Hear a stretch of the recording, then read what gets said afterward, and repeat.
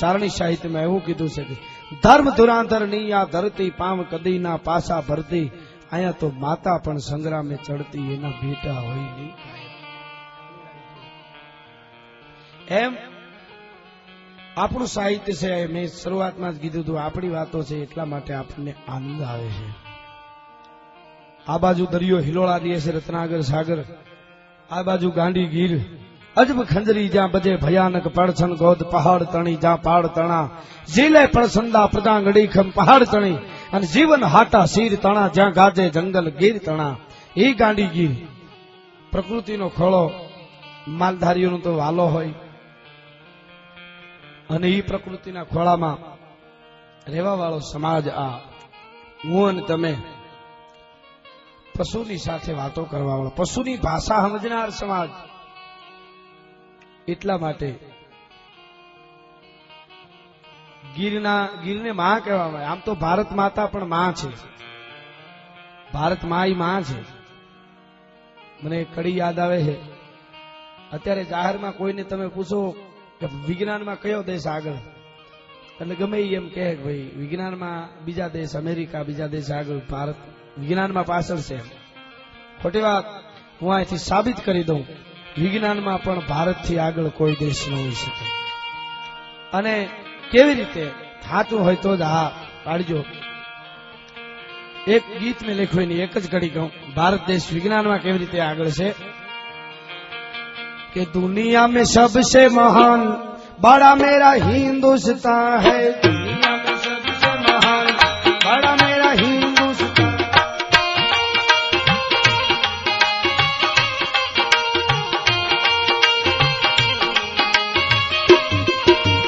दुनिया में सबसे महान बड़ा मेरा हिंदुस्तान, जहाँ सत्य की बड़ी पहचान बड़ा मेरा हिंदुस्तान. કેવી રીતે ભારત દેશ વિજ્ઞાનમાં આગળ છે, કેવી રીતે વિજ્ઞાનમાં ભારત આગળ છે. વિજ્ઞાની ચાંદ ઓર મંગલ पे जाए, समझो आकड़ी.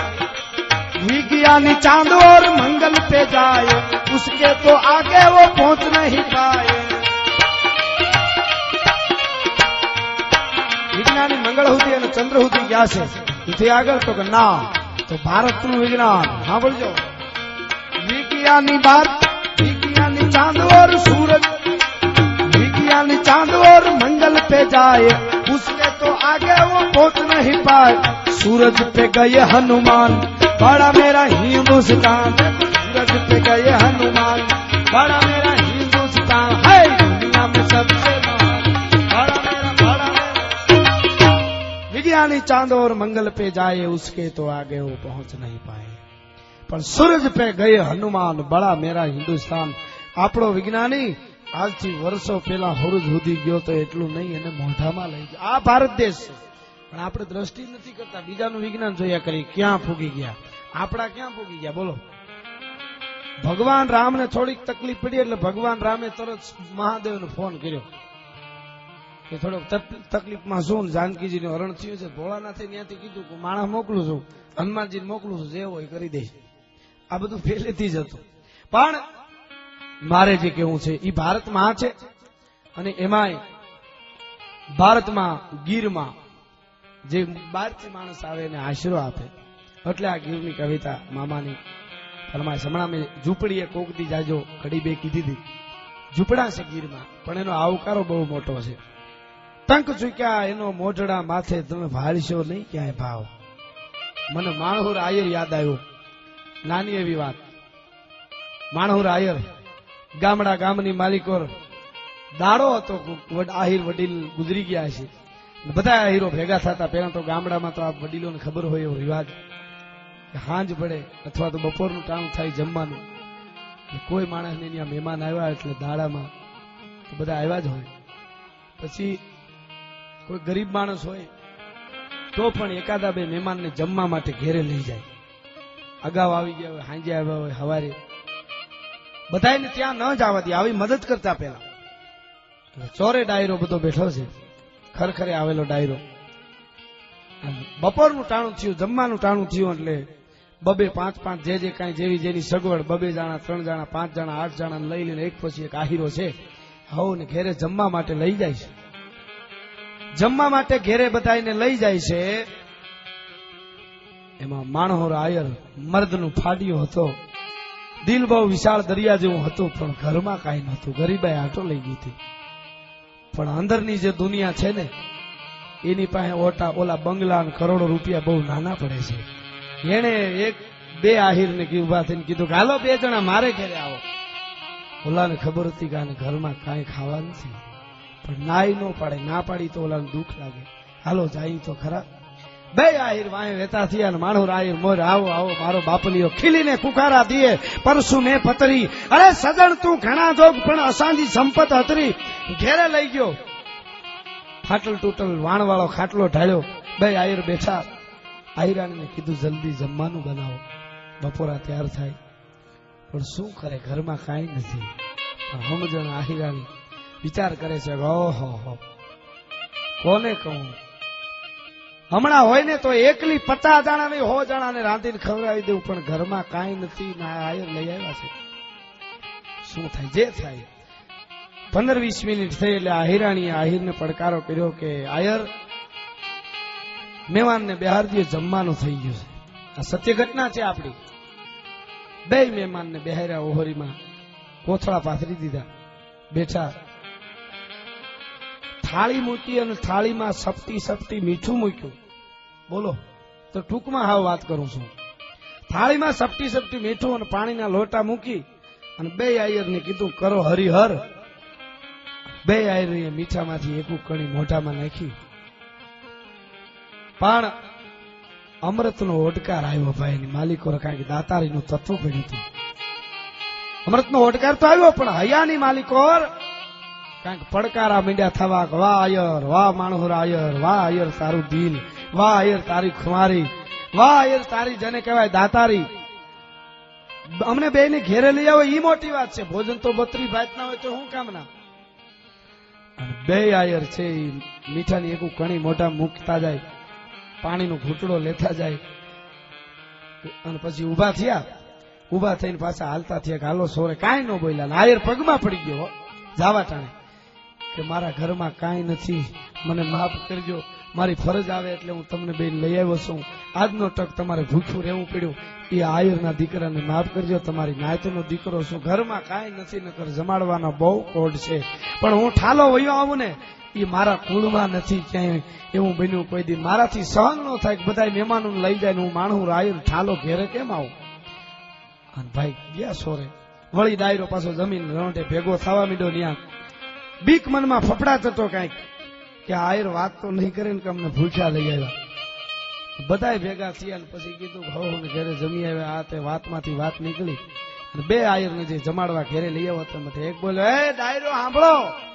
હું કે માણહોર અમને બપોરે જમવા ઘેરે લઈ ગયો હતો કે હા તો જમવા તો અમને કોઈ 8 જણા લઈ ગયા હતા કોઈ 5 જણા લઈ ગયા. તમને 2 ને લઈ ગયા હતા. તો નાચ છે ભાઈ ફરજ આવે સારું કર્યું. જમી આવ્યા ને જમી આવે એમ નહીં પણ તા તો ઓલા માણહોર આયર ને ધુજારી વસ્તી કે હમણાં મારી વાત કરી દે ભારે કર્યો. શું થાય ઉભો થઈને આહિર બચો. એ વીર મર્દ હતો. એ સમજદાર હતો. સમજદારી ભરેલો હતો. ઉભો થઈને એટલું બોલ્યો સાંભળો ડાયરો આયર ભાઈઓ સાંભળો. માણહોર આયર મને એને ઘેરે જમવા લઈ ગયો તો એને મને એટલો બધો આગ્રહ કરી અને એટલા બધા પ્રેમથી એટલા બધા ભાવથી એની જે તાણ હતી જમાડવાની એનો જે પ્રેમ હતો એનો જે ભાવ હતો એ ભાવમાં હું માણહોર આયરના દીકરાને મારી દીકરી આપું છું. આ ડાયરા વસાળે પણ મારી દીકરી આપું હું એને વેવાય કરું છું. ઓહો પણ માણહોર આયરે કીધું વાયર એની દાતારી માથે દઉં છું. કરોડો રૂપિયા તો કદાચ ગમે ત્યાં મળી જાય પણ માણહોર આયર જેવો દિલ વાળો આયર ન મળે ક્યાંય. એને દીકરી આપું છું. એટલે કવિ કે છે કે પાંડ ભૂખ્યા રહીને પીરી દે પ્રેમ હિના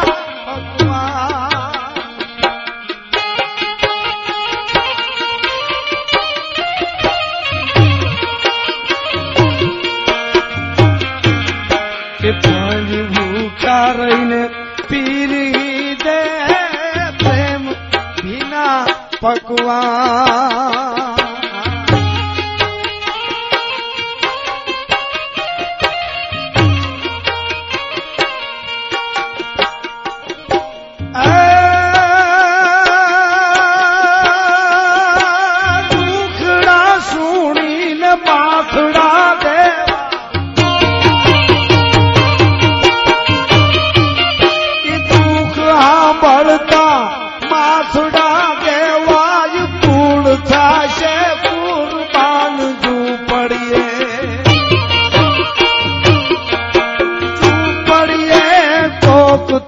જાજો એના મહેમાન તો થાજો ઝૂંપડીએ કોક તો જાજો એના મહેમાન તો થાજો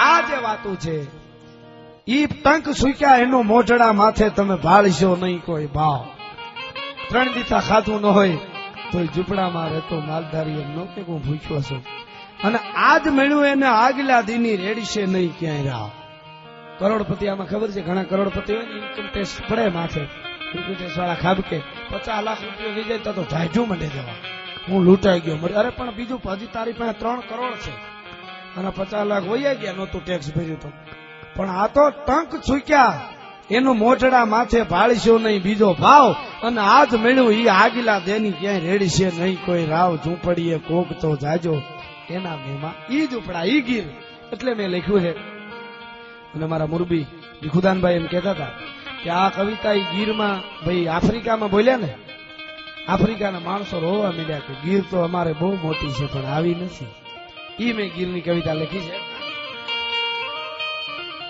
કે હરિયાળી ગીર સે રૂડી અરે રે પવિત્ર પ્રેમ ઘેલુડી કેવી ગીર કે ડુંગરા ટોચે એ અમારે દીપતી કેવી સંધ્યા રૂડી સા ડુંગરની ટોચ પર સંધ્યાનો કલર જાય કેવો લાગે